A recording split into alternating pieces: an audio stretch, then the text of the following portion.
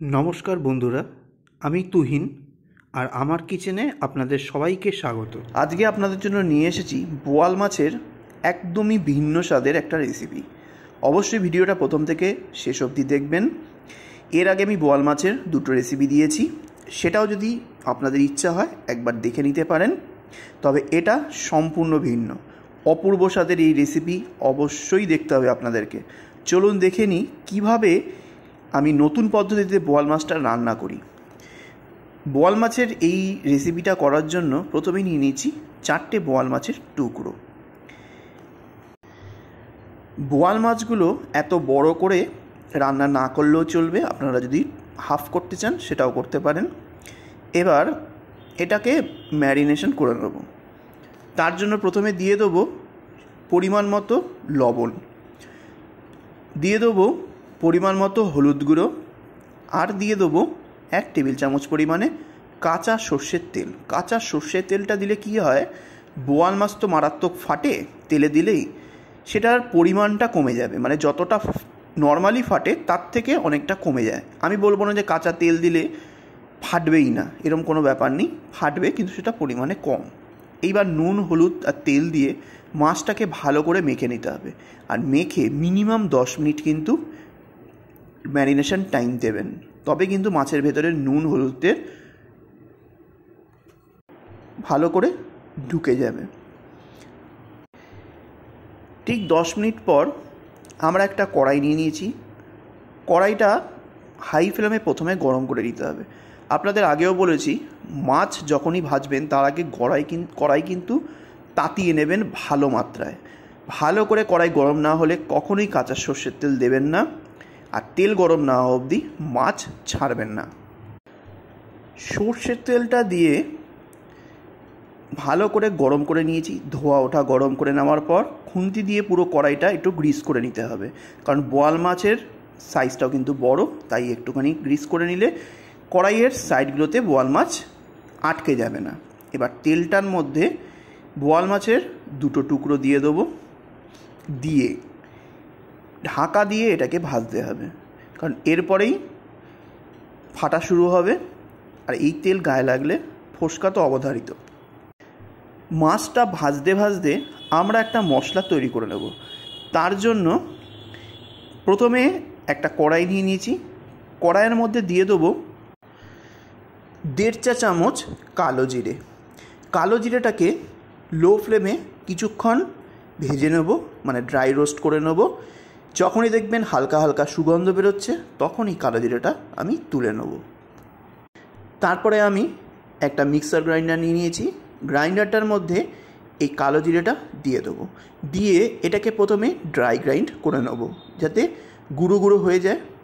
দেখুন কালো জিরেটা ড্রাই গ্রাইন্ড করে নিয়েছি। এইবার কিছু জিনিস অ্যাড করতে হবে এর মধ্যে।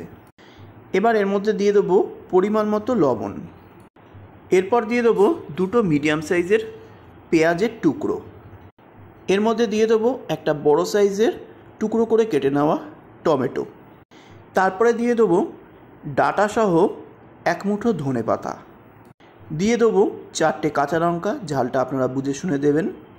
তারপরে পরিমাণ মতো জল দিয়ে একটা মিহি পেস্ট বানিয়ে নিতে হবে। দেখুন আমাদের মিহি পেস্ট একেবারে রেডি। বোয়াল মাছের এই রেসিপির জন্য মশলা আমাদের একদম রেডি। এবার ঢাকা তুলে আমি বোয়াল মাছটা কতটা ভাজা হয়েছে দেখে নিই।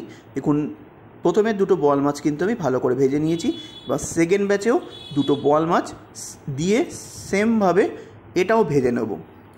আমাদের বোয়াল মাছ ভাজা একেবারে কমপ্লিট। এবার বোয়াল মাছগুলো তুলে নেব তেল থেকে ছেঁকে। তেল থেকে মাছটা ছেঁকে তুলে নেওয়ার পর ফ্লেমটাকে লো করে দিতে হবে, কারণ তেলে কিন্তু এখন প্রচুর হিট। ফোড়নে দিয়ে দেবো 2টো শুকনো লঙ্কা। শুকনো লঙ্কা ফোড়নটা দেওয়ার পর এরপর যে পেস্টটা বানিয়ে রেখেছিলাম সেটা তেলের মধ্যে দিয়ে দিতে হবে। এইবার ভালো করে এই মশলাটা তেলের সঙ্গে কষতে হবে। মশলাটা কিছু সেকেন্ড ভালো করে তেলের সঙ্গে কষে নেওয়ার পর এর মধ্যে দিয়ে দেবো খুবই সামান্য পরিমাণে একটু হলুদ গুঁড়ো, তারপরে দিয়ে দেবো 1/2 চামচ ধনের গুঁড়ো, তারপরে দিয়ে দেবো 1/2 চামচ জিরের গুঁড়ো। সব মশলা দেওয়ার পর এবার প্রতিটা মশলা দিয়ে একসাথে কষতে হবে যতক্ষণ না পর্যন্ত তেল ছেড়ে আসছে। এই মশলা কষানোর ওপরই নির্ভর করছে বোয়াল মাছের এই রেসিপিটা কতটা সুস্বাদু হবে। তাই সময় নিয়ে ফ্লেম লো করে ভালো করে কিন্তু কষবেন। এই মশলা কষানোর সময় কিন্তু আমি কোনো লবণ দিইনি, কারণ মশলাটা পেস্ট করার সময় কিন্তু লবণ দেওয়া হয়েছিল, আর মাছে ভাজার সময়ও কিন্তু লবণ দেওয়া ছিল। তাই বুঝে শুনে কিন্তু লবণ ব্যবহার করবেন, কারণ একটুখানি কষা কষা টাইপের হবে এই রেসিপিটা। তাহলে কিন্তু নুনের পরিমাণ বুঝে শুনে দিতে হবে। দেখুন কষতে কষতে মশলাটা ভালো করে তেল রিলিজ করে দিয়েছে। এইবার পরিমাণ মতো জল এখানে দিয়ে দিতে হবে। কতটা জল দেবেন সেটা আপনার উপর নির্ভর করছে, তবে এটা কিন্তু একটু কষা কষা বা সেমি থিক গ্রেভি হলেই বেশি ভালো হয়, তাই বুঝে শুনে জল দেবেন। জলটা দিয়ে ভালো করে খুন্তি দিয়ে ভালো করে মিক্স করে দেবেন, দিয়ে মাছ ভাজাগুলো এর মধ্যে দিয়ে দিতে হবে। তারপরে ঝোলের সঙ্গে মাছটাকে একটু ভালো করে মিক্স করে দিতে হবে, আর ফ্লেমটা মিডিয়ামে দিয়ে ফুটতে দিতে হবে। মিডিয়াম ফ্লেমে ফুটতে দিয়ে যখন দেখবেন হালকা একটুখানি ঝোলে বলক এসছে, তখন ঢাকা দিয়ে 5-7 মিনিটের জন্য একটু ফুটিয়ে নিতে হবে মাছটা সুসিদ্ধ করার জন্য। ঠিক 5-7 মিনিট ফুটিয়ে নেওয়ার পর ঢাকনাটা তুলে নেব। দেখুন কেমন টেক্সচার এসেছে। এইবার কতটুকু গ্রেভি খাবেন সেই অনুযায়ী আপনারা কিন্তু আঁচটা বাড়িয়ে কমিয়ে গ্রেভিটাকে ঠিক করে নেবেন। এইবার কিছুক্ষণ ফুটিয়ে নেওয়ার পর এর মধ্যে দিয়ে দেবো পরিমাণ মতো গরম মশলা। গরম মশলাটা দিয়ে একবার মিক্স করিয়ে দিয়ে ভালো করে ফুটিয়ে নেবেন। এত সুন্দর গন্ধ বেরোচ্ছে বলে বোঝাতে পারবো না। রেসিপিটা ভালো লাগলে অবশ্যই কিন্তু কমেন্ট করে জানাবেন। সব শেষে দিয়ে দেবো কিছু পরিমাণে ধনেপাতা কুচো, ফ্রেশ ধনেপাতা কুচো দিলে এর স্বাদ দুর্দান্ত হয়। ভালো লাগলে অবশ্যই কিন্তু সাবস্ক্রাইব করে দেবেন। পাশে থাকার জন্য বেল আইকন ক্লিক করে অল বাটনটা ক্লিক করতে ভুলবেন না যেন। আজ আসলাম, নেক্সট দিন আবার একটা ভালো ভিডিও নিয়ে আপনাদের সামনে তুলে ধরব।